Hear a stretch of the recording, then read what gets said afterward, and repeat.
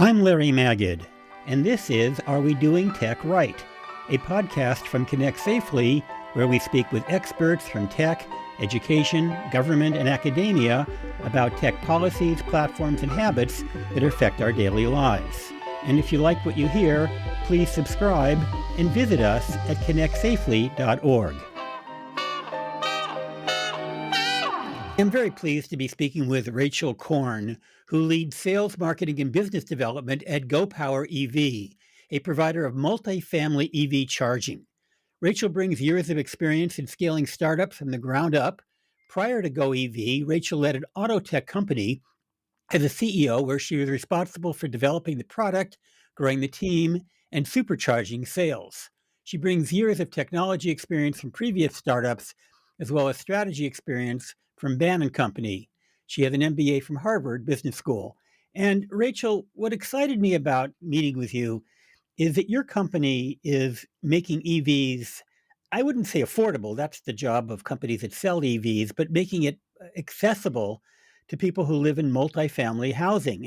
Hi, Larry. Thanks so much for having me on the podcast. I'm really excited to be here and to be speaking on such an important topic. I feel very strongly that EVs have been so far exclusive to the wealthier people, and that in order to create significant climate impact, we need to bring it down to be affordable to everybody in all income levels. And in fact, the EV manufacturers have done a pretty good job, whether deliberately or because the market has kind of forced them to, of lowering their prices. Certainly on the newer EVs, you can now buy, I guess, even a Tesla after the government rebates for under $30,000.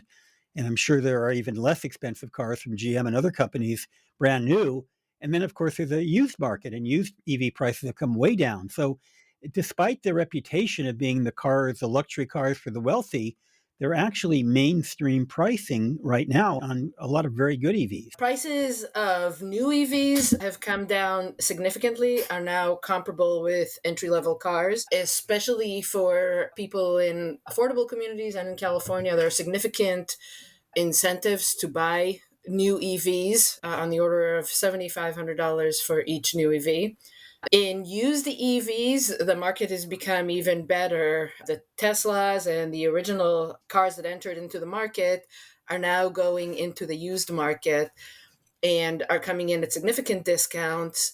And the government recently introduced rebates and incentives for used vehicles as well, $4,000. As you look further down the line, putting aside the original purchase price, the total cost of ownership of electric vehicles is significantly lower than gas cars. People with EVs do not have to do oil changes, regular maintenance, so they end up spending about 25% less every year on maintenance. And also significantly less in terms of the gasoline, especially gasoline prices now at $5. It is a big cost savings. By the way, I sold my 2018 Tesla Model 3 for about a third of what I paid for it. I sold it to Carvana for $20,000. I think they resold it for $25,000. So they paid a little less than half of what I paid for it. If they live in a multifamily home, they might have trouble getting charging, and they might have to drive to a public charging spot. And that might be difficult, expensive, or in some cases, even impossible for many people. Yeah. So if you live in a single family home, it's really easy to install a charger. So the population that lives in their own homes and owns them can easily get that done, which has been done to date. As an indicator of that, about 80% of the EV drivers today live in single family homes. So it's been very hard to own an EV in an apartment building.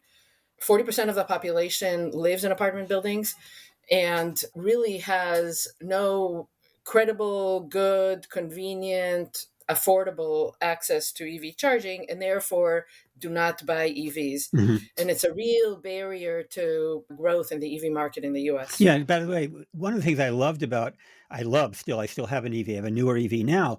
It's like having a gas station in your garage. And in the case of your customers, having a gas station on the premises. But tell me a little bit about the program that you're working on that makes these devices more affordable for folks who live in multifamily homes. Yeah, let me just start by backing up a little bit in terms of what is the real barrier in multifamily homes? Why can't they do the same thing that single family homes do and just go in and install a charger? And not to go into a lot of technicalities, but the first one is that apartment buildings have centralized power. There's an electrical panel that gets fed by a transformer that is typically built for the regular usage of electricity in an apartment. That means the oven, the washer, the dryer, lights, computers, etc. They were not built for the typical EV charging behavior today, which is go in 20 minutes, try to draw a lot of power in a very short amount of time. And so it ends up being a construction project to just bring the electricity to where you need it to be. You need permits from the city, etc. And then that creates sort of an agency problem in that the owner needs to spend money up front for this capital expenditure, but the owner is not actually the one benefiting from it. The resident is the one who wants it. The owner is the one who has to flip the bill, and typically a lot of significantly some cash up front.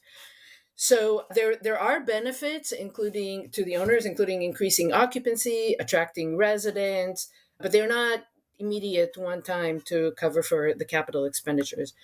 So those are kind of in a nutshell the barriers for installing these Yeah. things today. Yeah. By the way, when I installed mine, the device, the charger was only about $500, but the electrician bill was close to $6,000 because I needed to upgrade my panel. That was a big expense. So it added up quite a bit. Exactly, you got it. Most of the costs of these things are labor in terms of wiring the garages and upgrading if needed the panels.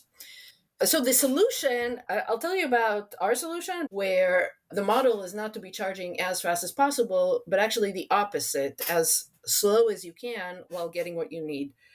So the analogy is a gas station where you're standing there and you can't wait to be done with it versus your cell phone. Cell phone, you come in at night, you plug it in, it'll slowly charge. By the morning, you will have a full charge. So that's what we're trying to do. We're trying to do the cell phone model in that it's a slightly lower powered solution, consumes less energy, incents people to charge overnight, and therefore we typically do not need to upgrade the electrical like you did because it's just not consuming that much power. So this is much better for the car, it's much better for the building, and it's significantly better for the utility and the environment overall, because the last thing you want to be doing is at peak times add more demand on the grid. The model that we sell and we propose assumes something called personal charging, assumes everybody has it in their own space like the single family model. So we are doing away with putting four high powered machine up front and everybody has to line up to them and people are fighting with each other. Everybody gets it in their own spot, can stay there for 12 hours and can get what they want. That is by far the better solution for residents working with each other and to get lower electricity. Yeah.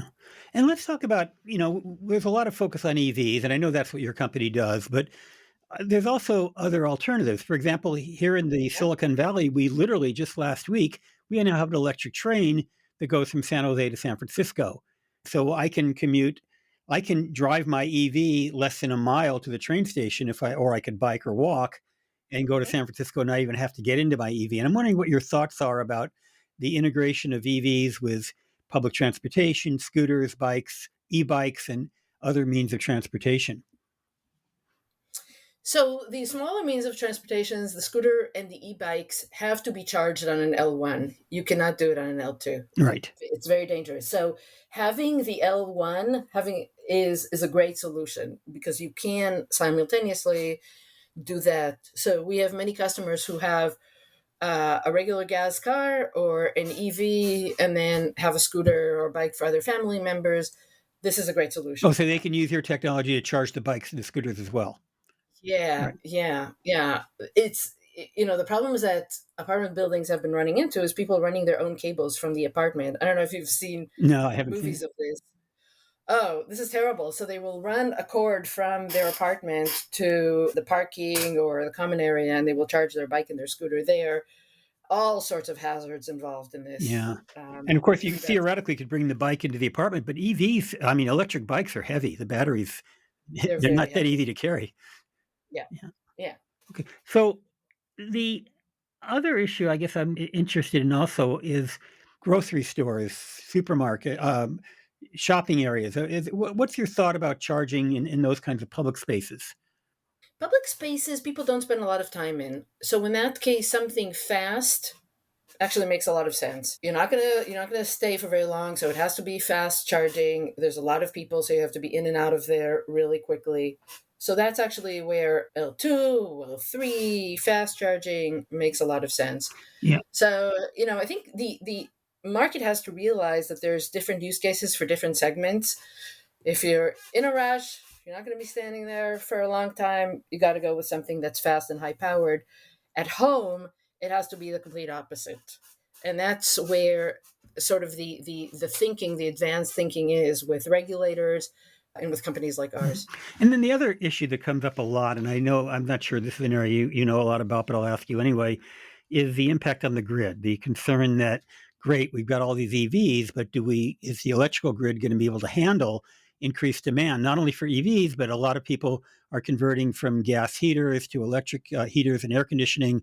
So the power draw is going to be much higher if the environmentalists get our way. I'm saying our because I consider myself an environmentalist. Yeah. We've just electrified our home. I'm excited about that, but I'm also aware that electricity doesn't come for free either. It also needs to be generated, and it has its limitations.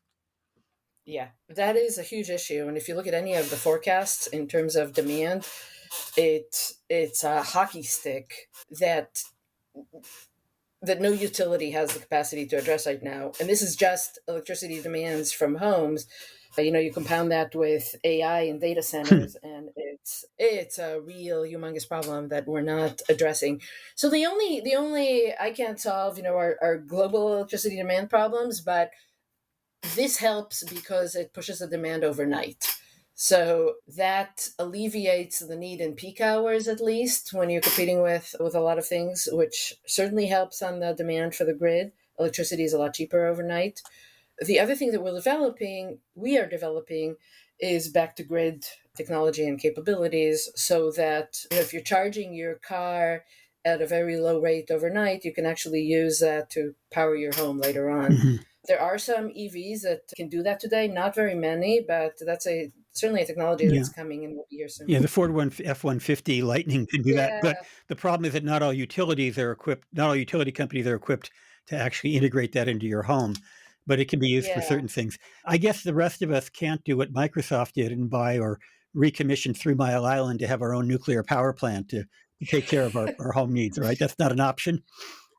But we do. I mean, I'm a big favor of power plants. That's a totally different topic altogether. But we somehow need to think about it as a society overall when we're not. Yeah. And then are you seeing any of these multifamily homes move over to solar? Is that something that I know, again, that's not your company's business, but are you seeing that Yeah. happening at all? Solar is really important. Solar is even more expensive than EV charging. And it's again this agency problem of where is an owner, a property owner, going to come up with all this money. There were some subsidies. They sort of dwindled for solar. Now they're coming up back again. It's tough in multifamily because you don't always have the clear line of sight. You don't always have a roof that's angled the right way. So whatever is hard in single family home is even harder in Yeah. multifamily.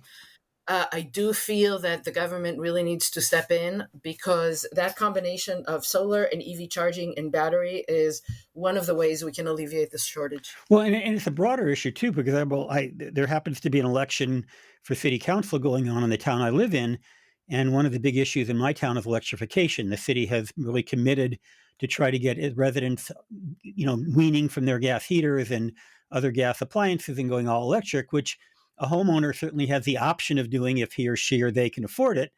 But a lot of renters don't even have that option. They are simply, if they have a gas stove and a gas oven and a gas heater in their apartment or their rental house, there's nothing they can do to solve that problem. Yeah. Yeah. I mean, it's really bad in apartment buildings, the whole electrification issue.